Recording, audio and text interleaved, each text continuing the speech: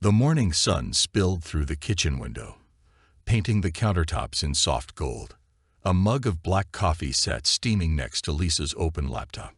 She'd been working on something last night, the glow of the screen her only companion while I fell asleep upstairs. I grabbed my coffee and glanced at the screen. The email was right there, half-scrolled, subject line innocuous. Drinks after work. I wasn't trying to invade her privacy. It was just there. Harmless curiosity pulled me closer. The cursor blinked, almost like it was waiting for me. I skimmed, the words blurring together until a few leaped out like darts. Missed you after drinks last night. Maybe next time we don't have to stop at just talking. The mug in my hand felt suddenly too warm. My first instinct was to laugh it off. A joke, I thought. People write flirty things all the time. It didn't mean anything, but something about the tone snagged on a nerve. I read it again. This wasn't casual banter. The email was dated years ago, back when we were just a few years into marriage. Back when I thought we were invincible. I scrolled up, searching for context, but the earlier part of the conversation was missing. Deleted, maybe. Lisa's footsteps sounded in the hallway. I snapped the laptop shut, my heart hammering against my ribs. "Morning," she said, walking in with her usual calm. Her hair was tied up, the smell of her favorite vanilla lotion following her like a shadow. She didn't seem to notice my stiff posture or the coffee I hadn't sipped yet. "Morning," I managed, my voice too casual. She leaned in, pressing a quick kiss to my cheek before heading to the fridge. "What's on your plate today?" I swallowed hard, my mind already racing. "Nothing unusual. You." "Just the usual chaos at work," she said, laughing lightly. Her words breezed by, but my focus was elsewhere. The email hovered in my mind like a ghost, every word replaying in sharp clarity. I wanted to ask her. I wanted to shove the laptop in front of her and demand an explanation. But a small voice held me back. What if it was nothing? What if I was overreacting? I sipped my coffee and watched her from across the room. She hummed a little tune as she grabbed the eggs, completely at ease. I told myself that meant something. People who have secrets don't hum over breakfast. Right? But as I left for work that morning, her kiss still lingering on my cheek, I couldn't shake the image of the email. Maybe next time we don't have to stop at just talking. It clung to me, quiet but insistent, like a thread begging to be pulled. And I knew myself too well to ignore it. The mask of normalcy stayed on my face all day, but beneath it, questions brewed. Who was it? Why did she delete the earlier messages? And why the hell couldn't I stop thinking about it? I didn't know it yet, but that moment in the kitchen wasn't the beginning of a problem. It was the start of unraveling everything I thought I knew about my wife. I used to think we had the kind of marriage people envied. The kind that made strangers smile when they saw us at a cafe, heads close together, sharing a laugh. Lisa's laugh was always the loudest, the kind that turned heads and made people think, that guy must be doing something right. We met on a rainy evening at a mutual friend's party, years ago now. Lisa walked in late, shaking raindrops from her hair like some movie heroine. She wore this green dress that seemed to wrap her in confidence, and her smile, it wasn't something you could ignore. When she saw me, she made the first move. Bold, funny, warm. That's who Lisa was. She pulled me into her orbit like gravity, and I went willingly. The life we built together felt just as easy. A whirlwind romance turned into a proposal by the lake where we used to picnic. The wedding was small but beautiful, a spring day where the cherry blossoms fell like confetti. The years that followed were good. At least, that's what I told myself. 2 kids came quickly. Sophie, the artist, always drawing her world in bright colors. Max, the wild one, a constant blur of energy. Lisa handled motherhood like she handled everything, with charisma and grace. Our house became the hub for weekend gatherings, the place where laughter spilled into the backyard, while the kids raced around the swing set. We traveled when we could, made memories framed and hung on the walls. The day we moved into the house, Lisa called it our forever home, and I believed her. But the truth is, forever is just a word. As I drove home from work that evening, I thought about all the times I had put work above everything else. It wasn't a choice, really. It was just life. Bills, promotions, the pressure to provide. The late nights, the business trips, the weekends spent glued to spreadsheets instead of the swing set. Lisa never complained. At least, not in a way that stuck.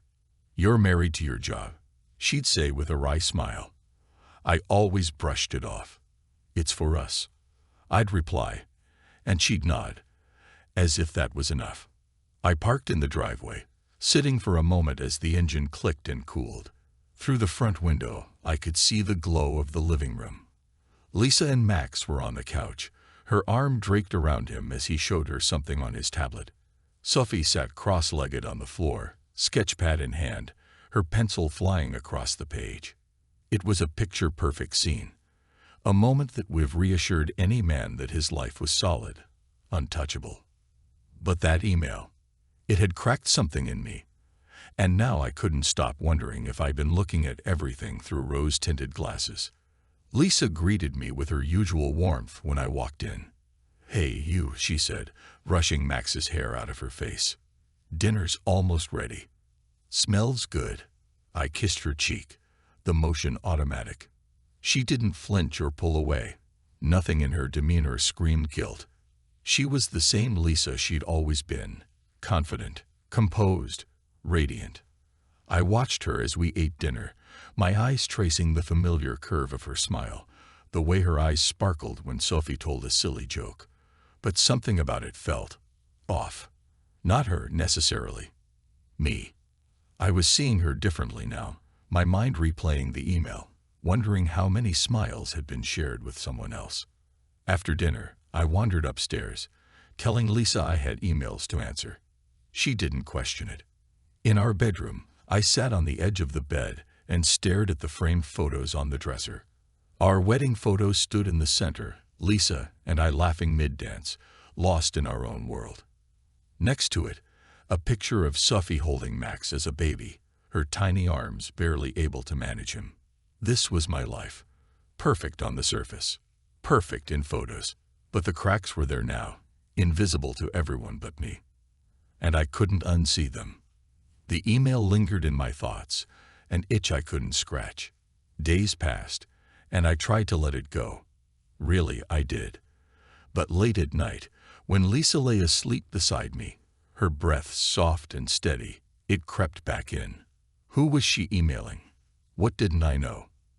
On a quiet Wednesday night, I gave in. Lisa had gone to bed early, claiming she felt a headache coming on. The house was still, the only sound the faint hum of the refrigerator. Her laptop sat on the kitchen counter, the lid down, but not locked. I opened it, my pulse already quickening. Her inbox was neat, tidy, as if she had nothing to hide.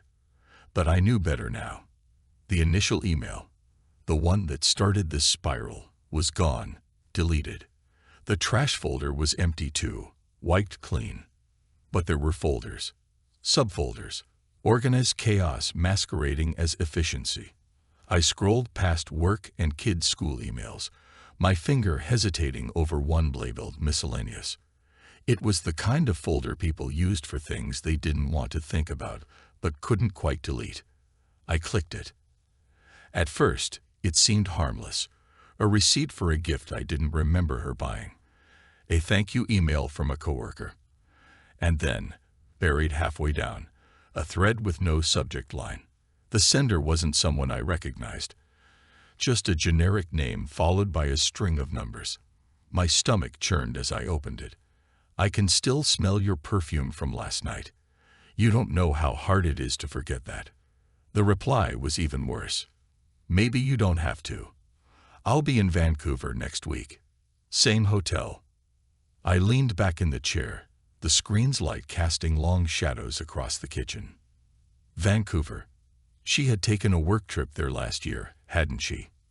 I remembered the kids and I FaceTiming her in her hotel room. She'd seemed distracted, but I chalked it up to a long day. Now that memory felt poisoned. My hand shook as I scrolled up, finding the date of the email. It lined up perfectly with her trip. I felt sick. The kind of sickness that sits in your chest, heavy and immovable. The next few days passed in a haze. Lisa was her usual self, smiling and chatting, moving through life like nothing had changed. Maybe for her, nothing had. But for me, the spark had grown into something darker, hotter. A need for answers burned in me, relentless and unforgiving. When Lisa went to yoga on Saturday morning, I sat down at her laptop again. This time, I dug deeper. I found another folder, this one tucked away in a hidden drive. It was named something innocuous. Taxes 2018. But it wasn't taxes. Inside were screenshots of text messages. They were old, the kind that only survive because someone deliberately saved them. I shouldn't have opened them. But I did. I can't wait to see you again. I hate sneaking around like this, but it's worth it. I think about you all the time, even when I'm with him. Him. The word hit like a punch to the ribs. She didn't need to write my name. It was clear who she meant. I sat there for hours, piecing together fragments of conversations. There were names I didn't recognize, places I'd never been. The Vancouver hotel wasn't the only place. There was a cabin up north, a bar in Montreal, even a string of texts sent while I was on a business trip. And it wasn't just one man. There were at least two, maybe three. The photos came next. At first, they were harmless enough. Pictures of Lisa at work events, smiling with colleagues. But as I scrolled, the images changed. A hotel room, Lisa posing in front of a mirror, wearing a dress I didn't remember her owning. Then there were the selfies.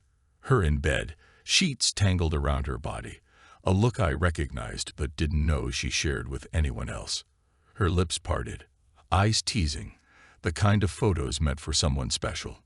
None of them were for me. And the worst part, I recognized one of the rooms. It was from our trip to Montreal, the weekend I'd surprised her with a getaway. I thought it was a chance for us to reconnect. She'd been distant, and I chalked it up to stress from work. Now I knew better. The photos were dated the same weekend. She'd left the room while I was showering, probably to meet him. I pictured her sneaking down the hotel hallway, texting someone else while I was in the next room, oblivious. By the time Lisa came home, I had already shut the laptop and returned it to the counter, as if nothing had happened. Yoga was good, she said, her voice light, as she hung up her jacket. I stopped by the bakery on the way back. They had those muffins you like. I nodded, my throat too tight to speak. She looked at me, her brow furrowing. You okay?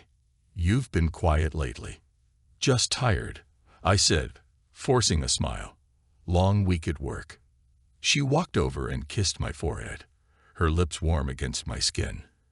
Well, don't work too hard. You're no good to me, burnt out. I wanted to scream, to push her away, to shove the laptop in her face and demand she explain everything. But I didn't. Instead, I smiled again, this one more convincing, and watched her walk upstairs. The spark was no longer just a spark. It was a flame now, and it wasn't going out. It started with a transaction. Just one line on the spreadsheet I'd found, marked transfer. The account number wasn't ours. At first, I thought it was nothing, maybe a mistake, a one-off thing. But the amount struck me, $1,200 every month, like clockwork. I sat at the kitchen table that night, the house quiet except for the faint hum of the dishwasher. The kids were upstairs, their laughter earlier a distant echo. Lisa was in the living room, watching TV, her silhouette flickering against the wall. I opened my laptop, pulling up our joint bank account. The transactions looked normal at first. Groceries, utilities, school fees.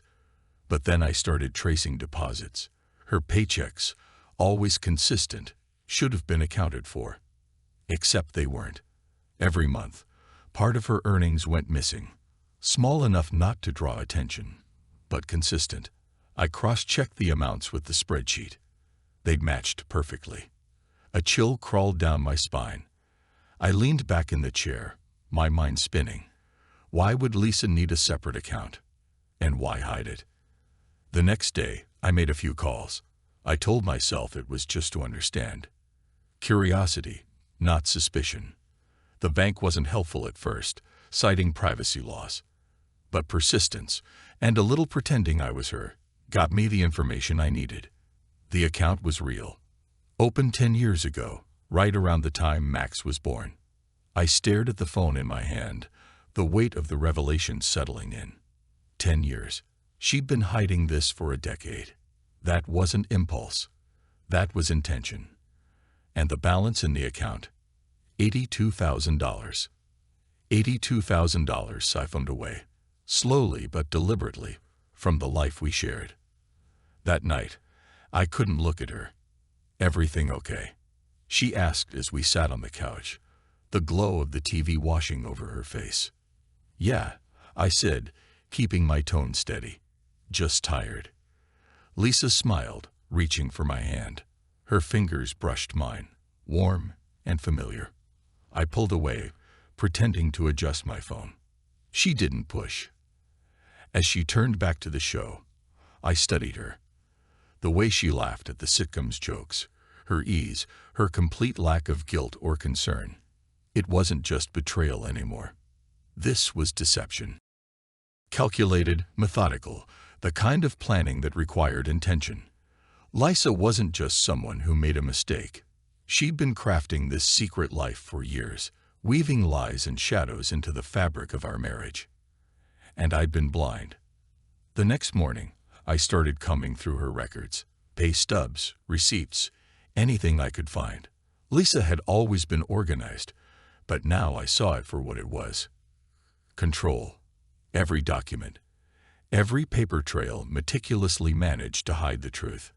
I found more than I expected. There were trips she never mentioned, hotel bookings in cities she claimed she'd never visited, a diamond bracelet I never saw her wear. And the worst? A receipt for a set of plane tickets. 2 of them. They were dated for the same week she'd gone to visit her sister 2 years ago. I tried to remember that week. She'd called me every night, her voice cheerful, telling me about her sister's new house, her niece's soccer games. The calls felt real then. Now, they felt like scripts. The message wasn't obvious. It was tucked away, buried in a folder of archived emails, a single line that stopped me cold. "Are you sure Mark doesn't suspect? You know the timing with Max was close." At first, it didn't register.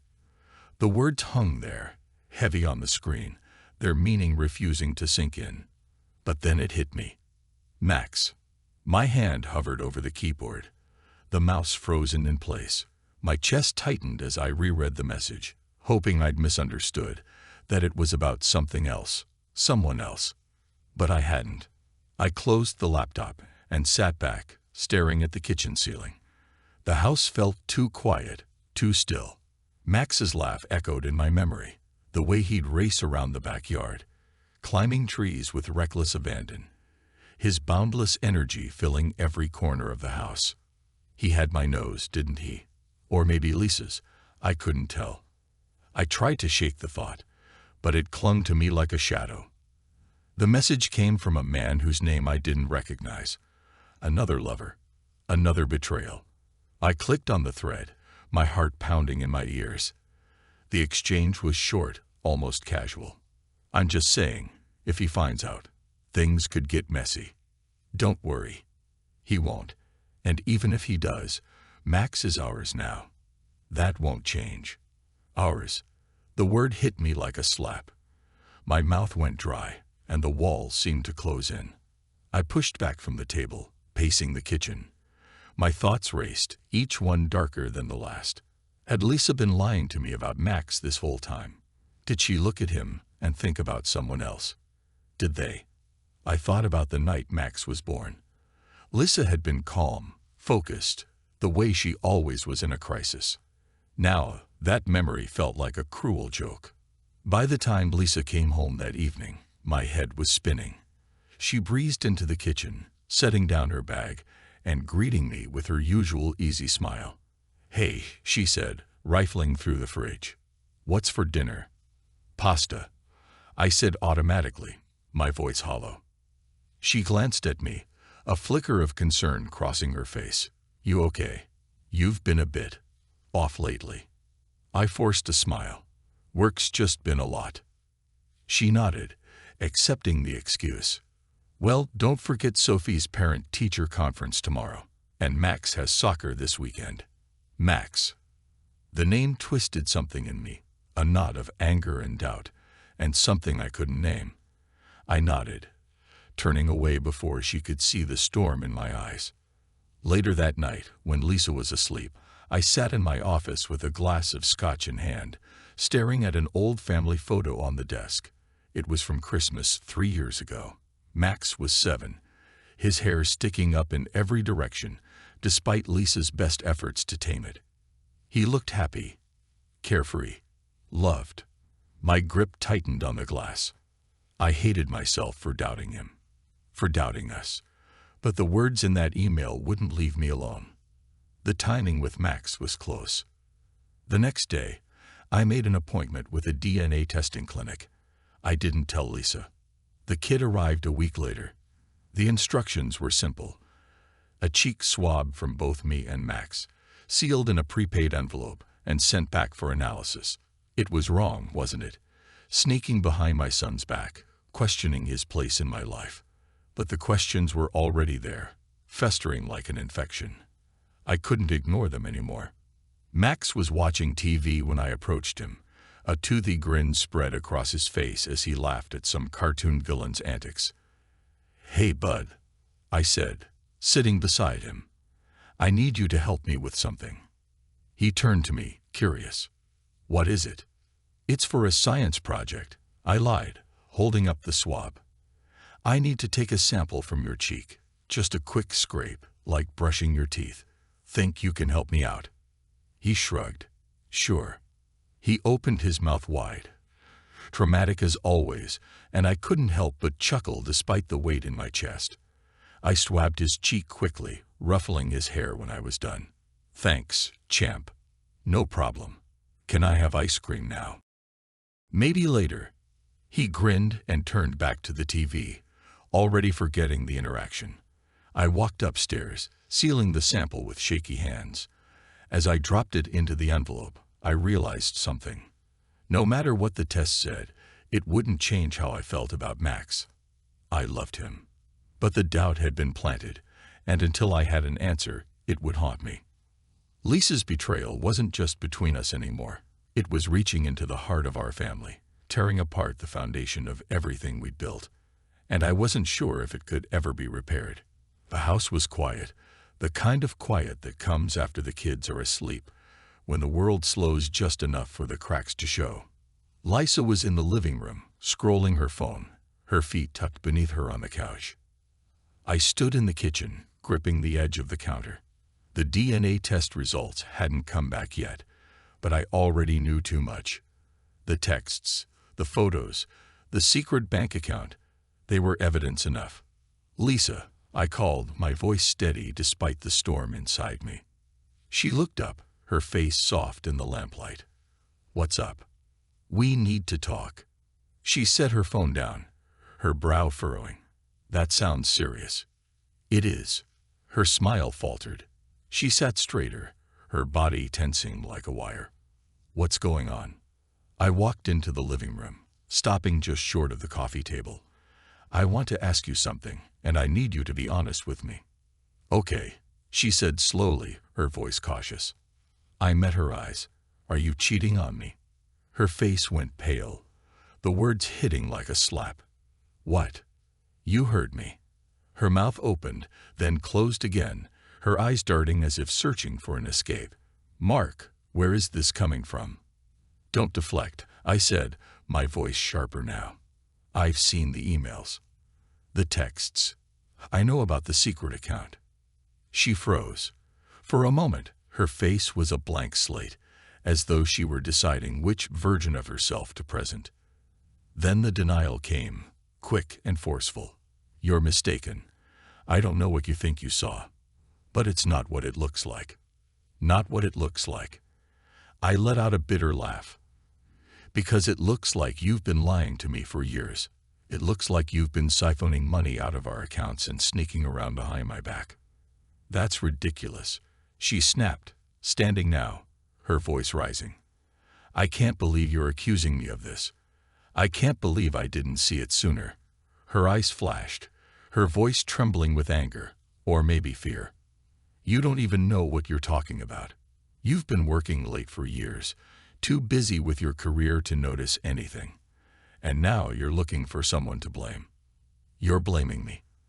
I took a step closer, my hands balling into fists at my sides. "You're the one who lied, who cheated." Her defiance crumbled, her shoulders sinking as she exhaled sharply. "You don't get it, Mark. You were never here. You were always at the office, on your phone, in meetings. You think being a provider is enough, but it's not." I was alone. Her words were like acid, burning through the foundation of my anger. I stared at her, stunned. "So what?" I said finally. "That's your excuse. You were lonely, so you decided to destroy our family." Tears glistened in her eyes now, but I felt no sympathy. "I didn't mean for it to happen," she said, her voice breaking. I didn't plan this. But you shut me out, Mark. You made me feel invisible. And that makes it okay." She shook her head, wiping her face. "No, I know it doesn't. I messed up. I know I messed up." The room felt too small, the air thick with the weight of everything unsaid. I wanted to scream at her, to throw every piece of evidence in her face, to make her see the damage she'd caused, the cracks spreading through the life we built. But I didn't. Instead, I stepped back, my chest heaving. "This isn't over," I said, my voice low and cold. "But I'm done for tonight." She stared at me, a mixture of relief and dread flickering across her face. I turned and walked upstairs, leaving her alone in the living room. In our bedroom, I sat on the edge of the bed, staring at the floor. Lisa's words echoed in my mind, twisting like a knife. "You made me feel invisible." I clenched my fists, the anger flaring again. She was trying to rewrite the story, to make this my fault. But I wouldn't let her. Not this time. This wasn't about loneliness or being distant. This was about choices. She chose this. And now I would choose how it ended. I didn't know exactly what I would do yet, but one thing was certain. Lisa wasn't going to walk away from this unscathed. I'd make sure of it. The next morning, Lisa acted like nothing had happened. She kissed me on the cheek before leaving for work, her tone casual, even warm. "Don't forget Max's soccer practice tonight," she called from the door. "I won't," I said, sipping my coffee, my face a mask of calm. She left, the door clicking shut behind her. I stood there, the ceramic mug cooling in my hands. I had stayed silent last night, but silence didn't mean surrender. It was the beginning of something else entirely. I started small. The first transfer was only a few $100s. It was easy enough, just a shift between accounts Lisa never bothered to check. Over the next week, I moved more, little by little, always just enough to avoid suspicion. I opened a new account in my name only, one Lisa couldn't touch. Every time I moved money, the balance grew. It felt like reclaiming control, $1 at a time. I watched her closely, waiting for signs of unease or suspicion. But Lisa remained oblivious. She laughed with the kids, scrolled her phone at dinner, kissed me goodnight. Her world hadn't shifted yet. Mine, however, was already tilting. The private investigator came highly recommended. Discreet and efficient.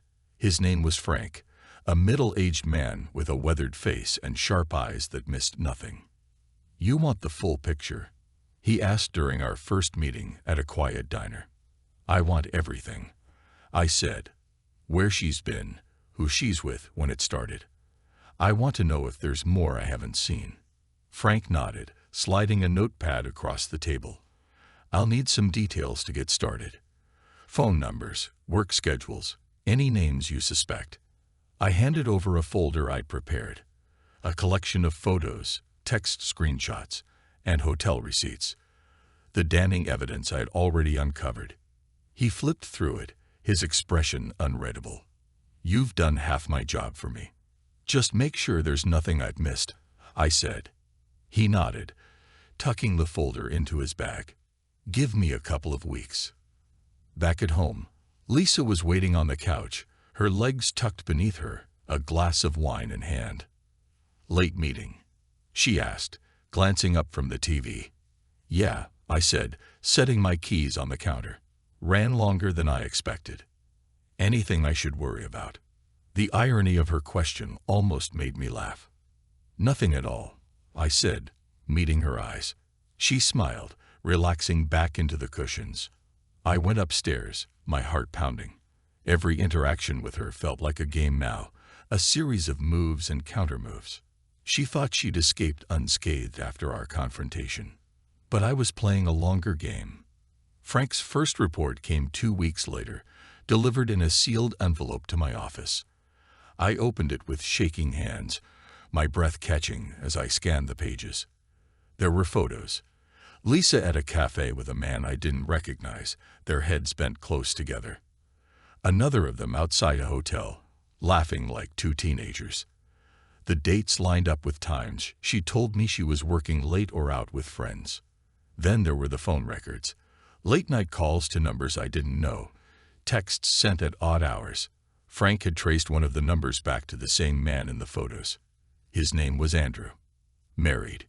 2 kids. The details hit like a punch to the gut, but they also lit a fire inside me. This wasn't just about Lisa anymore.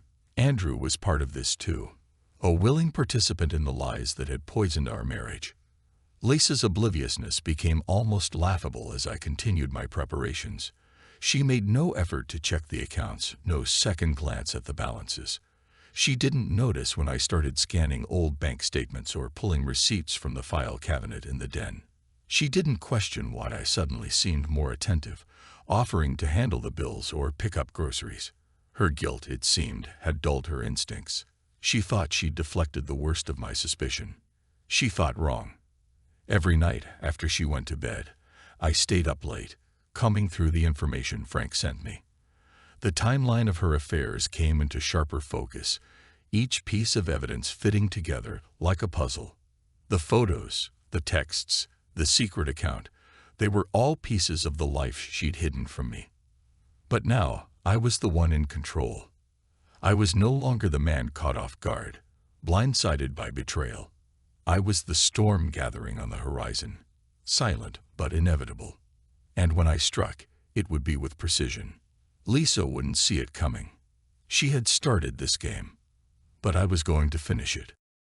The envelope arrived on a Monday morning, thick with the weight of truths I wasn't sure I wanted to confront. It had my name scrawled in block letters across the front, the kind of handwriting that felt clinical and detached, like Frank already knew what was inside would cut me. I waited until I was alone in my office to open it, the door locked behind me. The blinds were closed, the air heavy with silence. My hands trembled as I slid the papers free, the first page neatly typed with Frank's summary. I read it twice, then a third time, the words searing themselves into my brain. Andrew Miller, the man I'd seen in the photos, married, father of 2. He'd been in Lisa's life for years, their relationship stretching far longer than I had imagined. Frank's report laid it out in brutal detail. Their first encounter had been 8 years ago, during a work conference in Chicago. Since then, they'd met regularly, often under the guise of Lisa's business trips. Text exchanges confirmed intimate details, plans for their rendezvous, even moments of jealousy when Lisa's other affairs came into play. Other affairs. The phrase leaped off the page, twisting my stomach into knots. Andrew wasn't the only one. Frank had identified 2 others. Both brief, less significant, but damning nonetheless. Lisa's betrayals weren't isolated. They were habitual, woven into the fabric of our marriage like a thread I'd never noticed pulling loose. But Andrew was different. He was the constant, the anchor to her lies. And then came the worst part. Max's paternity. Frank had done his due diligence, digging into records and piecing together timelines I hadn't dared to touch. The DNA test results had arrived that same morning, confirming what I'd feared. Max wasn't biologically mine. The reality hit like a tidal wave, dragging me under, leaving me gasping for air. I thought back to the nights I'd held him as a baby, his tiny fingers clutching mine. His first steps, his first words.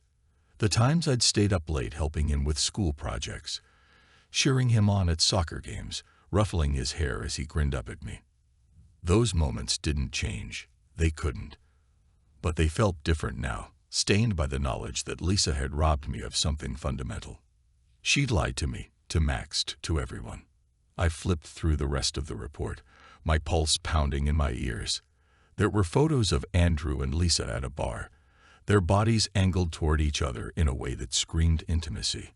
Another of them leaving a hotel together, her hand brushing his arm. Texts that made my stomach churn.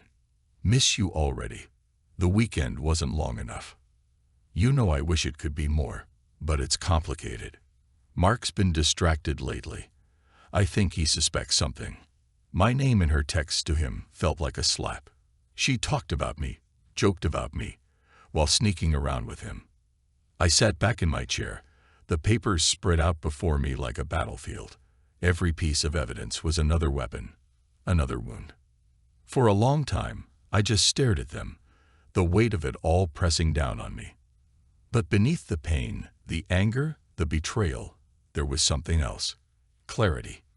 Lisa's lies had poisoned our marriage, but they hadn't broken me. Not yet. If anything, this report was exactly what I needed. It wasn't just proof. It was power.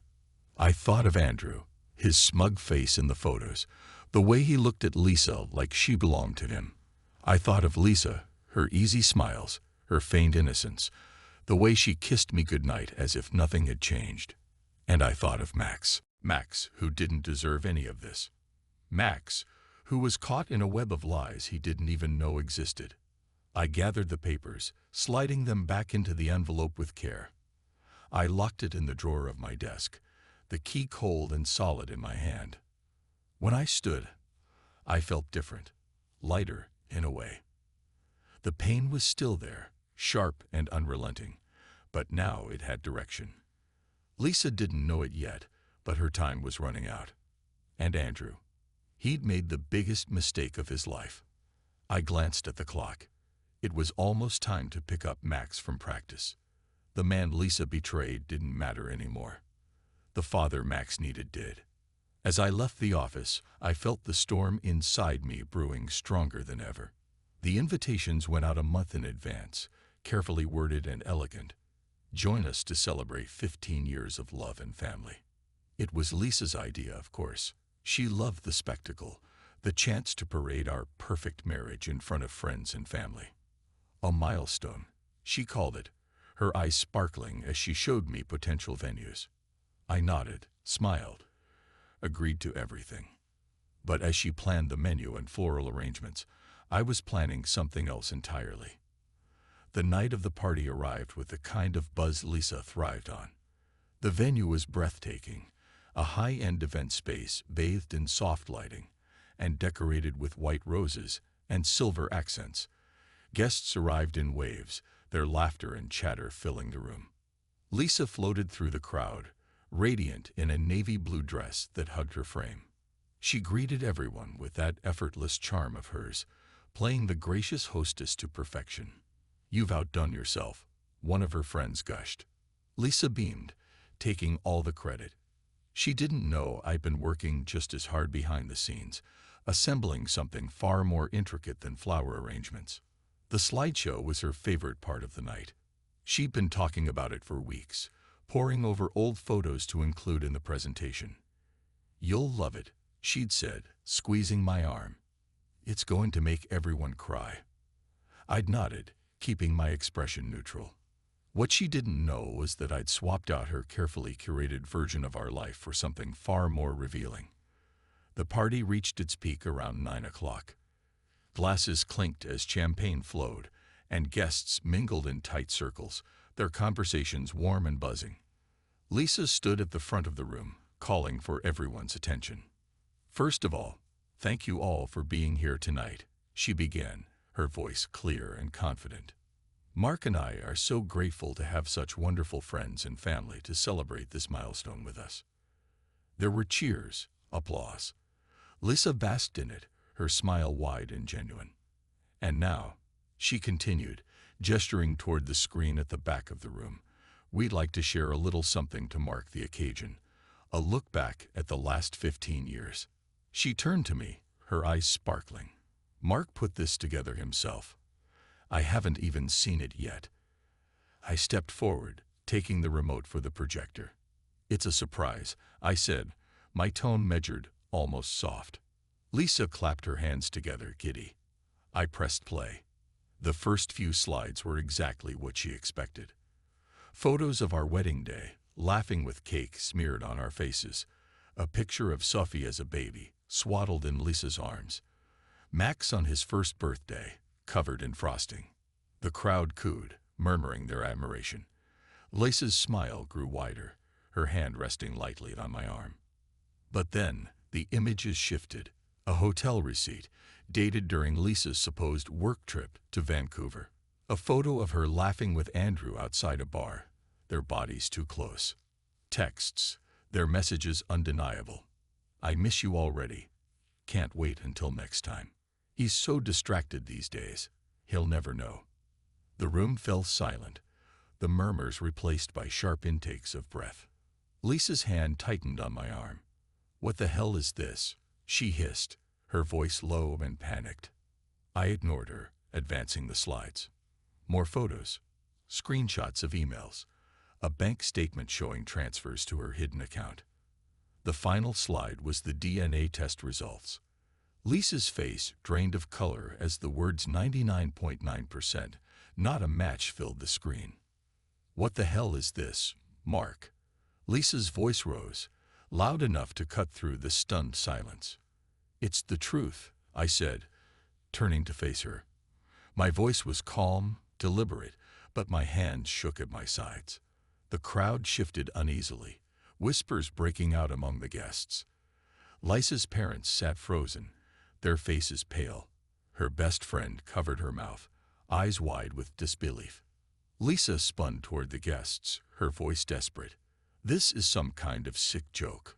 Mark, tell them this isn't real." I met her gaze, my expression stone. "You tell them, Lisa. Tell them it's not real." Her mouth opened, but no words came. The room exploded into chaos. People were shouting, some trying to comfort Lisa, others demanding answers. Andrew's name buzzed through the crowd like a hive of angry bees. Lisa broke down, sobbing, her mascara streaking down her cheeks. "You bastard." She screamed at me. "How could you do this here? In front of everyone? How could you do this at all?" I shot back, my voice hard as steel. The guests looked between us, their faces a mixture of shock and discomfort. "I thought you deserved a celebration, Lisa," I said loud enough for everyone to hear. 15 years is a long time to pretend everything's perfect. I left before the night ended, the sound of Lisa's cries fading as I walked out the door. Outside, the air was crisp and clean, a stark contrast to the suffocating tension of the party. I climbed into my car, my hands still shaking as I gripped the steering wheel. It wasn't the victory I'd imagined, but it was justice. And justice, I reminded myself, isn't always clean. The divorce papers were served on a crisp Tuesday morning. Lisa's world had barely settled after the anniversary party, and the delivery hit like a wrecking ball. She didn't call me. She didn't text. Instead, her lawyer reached out, spouting legal jargon that boiled down to one desperate plea: damage control. I wasn't interested. The first courtroom session felt surreal. The once private mess of our marriage now lay bare under fluorescent lights, surrounded by strangers paid to argue over our lives. Lisa sat across from me, her posture rigid, her face pale but composed. She avoided my gaze, but I could feel her anger radiating across the room. This wasn't just about the divorce. It was about the truth she couldn't control anymore. Lisa's lawyer tried to spin the narrative. She was under immense emotional strain, he argued, his voice smooth but hollow. Mr. Reynolds' workaholic tendencies left her feeling isolated and undervalued. I clenched my fists beneath the table. My lawyer, a sharp, no-nonsense woman named Carla, wasted no time dismantling their argument. "We have ample evidence of Mrs. Reynolds' infidelity," Carla said, sliding a thick folder across the table. "Photographs, emails, financial records, and DNA test results. Her actions were not a cry for help. They were a deliberate betrayal." The judge's brow furrowed as he flipped through the documents. Each page was another nail in Lisa's defense, every piece of evidence a stark reminder of her lies. The bombshell came when the DNA test results were formally introduced. Lisa's lawyer objected, claiming it was irrelevant and invasive. But the judge allowed it. Carla presented the results with clinical precision. "Max Reynolds is not Mr. Reynolds' biological child," she said, her voice firm but measured. "Despite this, my client has been the primary caregiver for Max and wishes to continue in that role. This speaks to his character and commitment to the child's well-being." Lisa flinched as the words landed, her composure cracking. "Your Honor," her lawyer interrupted, his tone urgent, "this is a deeply personal matter. Mrs. Reynolds maintains that Mr. Reynolds is the only father Max has ever known." I spoke for the first time, my voice calm but resolute. "That's true, and I intend to keep it that way." Lisa's head snapped toward me, her eyes wide. But I didn't look at her. My focus was on the judge. "I've raised Max as my son," I continued. "DNA doesn't change that. What matters is what's best for him. And that's staying with me and his sister." The courtroom fell silent, the weight of my words settling over everyone. The proceedings dragged on for weeks, every session dredging up more details of Lisa's betrayals. The secret bank account became a central point of contention, her lawyer struggling to justify the siphoned funds. Those were for personal expenses, Lisa claimed, her voice shaky but defiant. Carla didn't let her off easy. Expenses like hotel stays with Mr. Andrew Miller, plane tickets, lavish gifts. Lisa's face burned red, her lies collapsing under the weight of the evidence. The final ruling was clear. Full custody of Sophie and Max was awarded to me. Lisa's visitation rights were limited, contingent on counseling and supervision. The judge cited her reckless behavior and lack of prioritization of her children's well-being as grounds for the decision. The financial settlement was equally harsh. Lisa's hidden account, now drained by legal fees, offered her little solace. The house remained mine, along with the stability it represented for the kids. When the gavel fell, Lisa looked shattered. Her once unshakable confidence had crumbled, leaving only the hollow shell of someone who had gambled and lost everything. Outside the courthouse, Sophie and Max waited with my sister, who'd been watching them during the proceedings. Sophie hugged me tight, her questions about the ordeal mercifully sparse. Max, as always, was a bundle of energy, oblivious to the storm raging around him. "Can we get ice cream now?" he asked, his grin wide and innocent. I knelt, ruffling his hair, the weight of the judge's decision still fresh in my mind. "Yeah, buddy," I said, my voice catching. "Let's get ice cream." As we walked to the car, Max's hand in mine, I felt a strange sense of peace. The truth had broken my marriage, but it hadn't broken my family. Max wasn't my biological son, but he was mine in every way that mattered.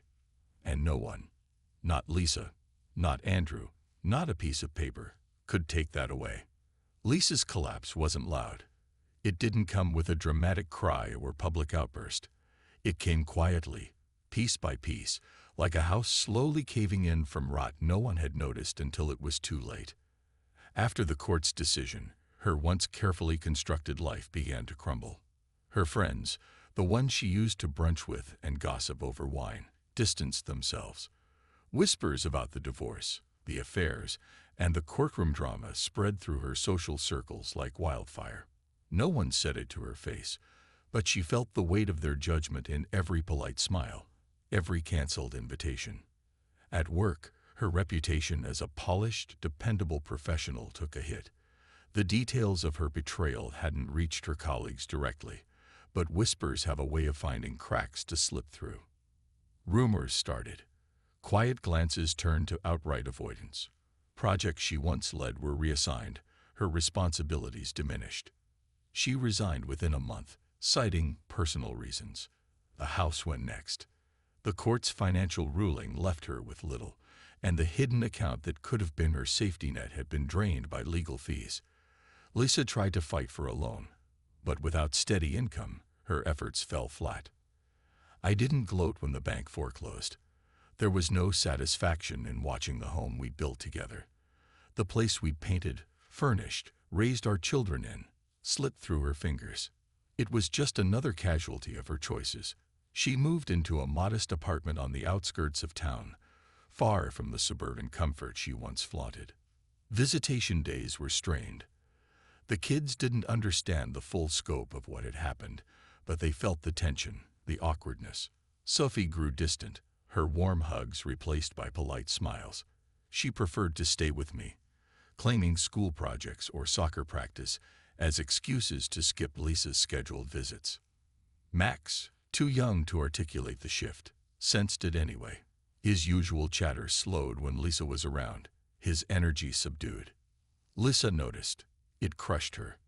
"You're poisoning them against me," she accused me one day, her voice sharp but weak.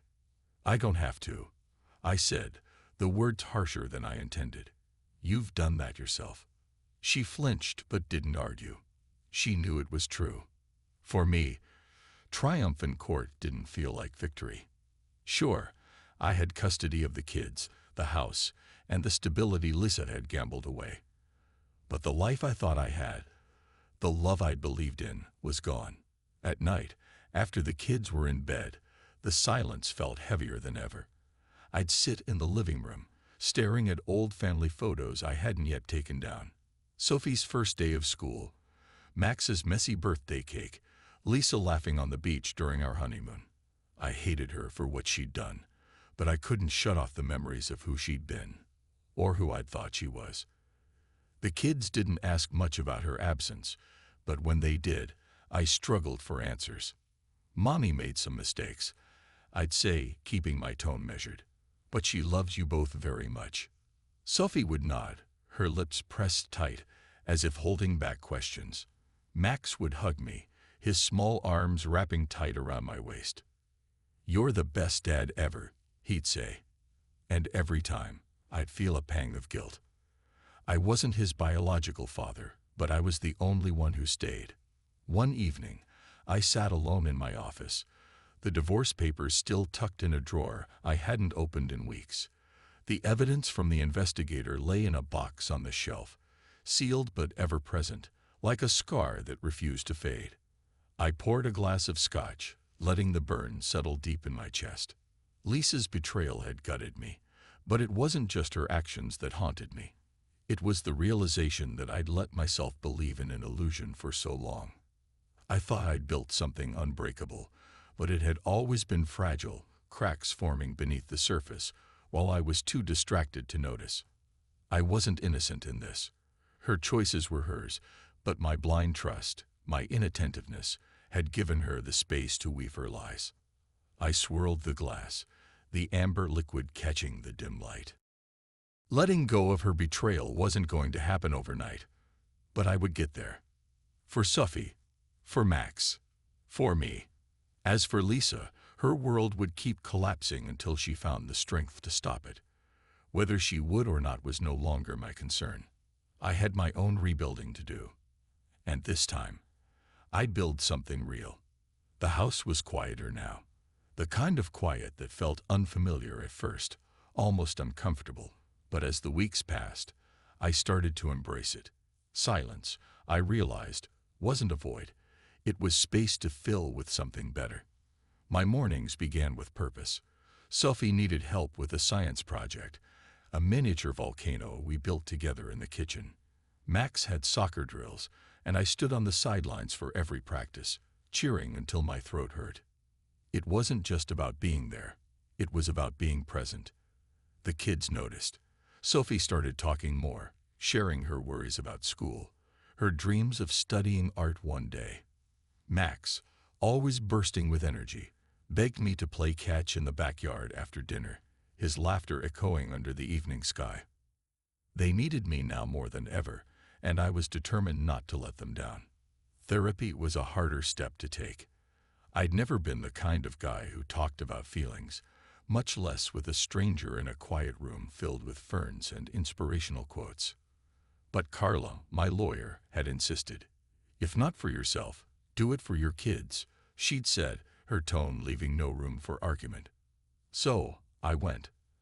Dr. Hayes was patient, her questions gentle but firm. She didn't push me to forgive Lisa or move on faster than I was ready. Instead, she helped me unpack the weight I'd been carrying, my anger, my guilt, the gnawing doubt that I'd failed as a husband and father. It's not about erasing the pain, she told me during one session. It's about learning to live alongside it, to let it shape you without letting it define you. Her words stuck. The evenings became mine again. After the kids were asleep, I'd sit in the garage, surrounded by the smell of sawdust and varnish, working on a project I'd abandoned years ago. Woodworking. I started small, a birdhouse for Max's room, a simple picture frame for one of Sophie's drawings. The rhythmic motion of sanding, measuring, and shaping wood calmed me in a way I hadn't expected. With each completed project, I felt a flicker of something I hadn't felt in months. Pride. I reached out to old friends, the ones I'd drifted from during the years I poured everything into my career. A few beers on the back porch turned into regular poker nights, their laughter and easy banter reminding me that life existed outside the walls of my house. They didn't pry, didn't ask for details about the divorce, but their presence was enough to chip away at the isolation I'd been drowning in. One weekend, Sophie and Max surprised me with their own project, a homemade dinner of slightly burnt pizza and salad drenched in dressing. "We wanted to do something for you, Dad," Sophie said, her cheeks pink from the oven's heat. "Because you're awesome," Max chimed in, his grin toothy and wide. I laughed, my chest tightening with a mix of gratitude and love. The scars Lisa left were still there, raw and aching on some days, but moments like this reminded me that life didn't stop because of pain. It kept moving, and I had the choice to move with it.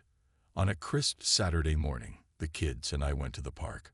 Sophie brought her sketchbook, sitting cross-legged on a bench as she captured the trees and playground in smooth, deliberate lines. Max sprinted toward the soccer field, calling for me to follow. I chased him, the cool air biting at my cheeks, the sound of his laughter filling my ears. When I caught him, I scooped him up, spinning him in a circle as he shrieked with joy. For the first time in months, I didn't feel like I was carrying the weight of the world. I just felt free. Later that night, after the kids were asleep, I stood in the living room, looking at the photos still hanging on the wall. The ones with Lisa. I hadn't taken them down yet. Not because I wanted to hold on to the past, but because they were part of the story, part of what had led me to this moment.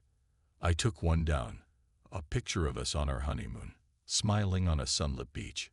Sliding the photo from its frame, I replaced it with one Sophie had drawn, a family portrait in bright, messy colors. It wasn't perfect, but it was real. And that, I realized, was enough. I met her on a Wednesday of all days. Ordinary, unremarkable, until it wasn't. The kids had insisted on getting ice cream after school, even though the weather was brisk and the sky threatened rain. Max was practically bouncing as we stepped into the small cafe, Sophie trailing behind with her sketchbook tucked under her arm. She was behind the counter, tying an apron around her waist. Her hair was pulled into a loose braid, a streak of flour dusting her cheek. "Hi," she said, her smile warm and unguarded. "What can I get for you?" Max ordered something with enough sugar to fuel him for days. Sophie asked for plain vanilla, her voice quiet but polite. When it was my turn, I hesitated. Just coffee," I said, then added, "but I'll steal bites of theirs." She laughed, her eyes crinkling at the corners. "Dad tax. Respect." Her name tag read Claire. Over the next few weeks, the cafe became a regular stop for us. The kids loved the pastries, and I found myself lingering over cups of coffee I didn't really need. Claire was always there, her easy smile making the place feel brighter. We started talking in snippets, harmless conversations about the weather, the kids, her recipes. It felt natural, unforced. One evening, after the cafe had emptied, she sat at my table while Sophie sketched and Max devoured a cookie the size of his face. "You're here a lot," she said, her tone teasing. "Should I be worried you're secretly a food critic?" I smiled. "Just a tired dad who appreciates good coffee." Her gaze softened. "And good company, I hope." Something stirred in me, a quiet, tentative warmth I hadn't felt in years. "Yeah," I said, meeting her eyes. "That too." Our connection grew slowly, like a plant carefully watered. Claire never pried, never asked about the shadows that lingered behind my smiles. She just showed up. She was kind to the kids, asking Sophie about her art and cheering Max on when he regaled her with exaggerated stories about his soccer games. One rainy afternoon, she joined us at the park, helping Max build a lopsided sandcastle while Sophie captured the scene in her sketchbook. It was simple, easy, and that terrified me. One evening, after the kids had gone to bed, Claire and I sat on the porch, a bottle of wine between us. "I like you," she said, her voice steady but soft. Her words caught me off guard, but I couldn't deny the truth of them. "I like you too," I admitted, my voice quieter than hers. She leaned back in her chair, the faint glow of the porch light highlighting her face. "I know you've been through a lot. I'm not asking you to rush into anything. I just wanted you to know." Her honesty disarmed me. No games, no pretense, just words spoken with quiet conviction. "I'm not sure I'm ready," I said, meeting her gaze. "That's okay," she replied without hesitation. "I'm not going anywhere." It wasn't a whirlwind romance, and I was grateful for that. Claire didn't try to fix me, didn't try to fill the void Lisa had left. Instead, she stood beside me as I worked to heal, her presence a steady reminder that moving forward didn't mean forgetting. It meant choosing to hope again. Months later, the kids and I invited Claire to dinner at our house. Sophie set the table with mismatched plates, and Max insisted on showing Claire every corner of the backyard. As we ate, laughter filled the room, mingling with the smell of roasting chicken and the sound of Max's exaggerated stories. For the first time in what felt like forever, the house didn't feel heavy. It felt alive. That night, after Claire left, I stood in the living room, looking at the family portraits Sophie had drawn. The past still lingered in the edges of my mind, but it didn't haunt me anymore. It was a part of me, a chapter in a story that was still being written. Claire wasn't the ending. She wasn't the happily ever after. She was the next chapter. And for the first time in years, I was looking forward to what came next.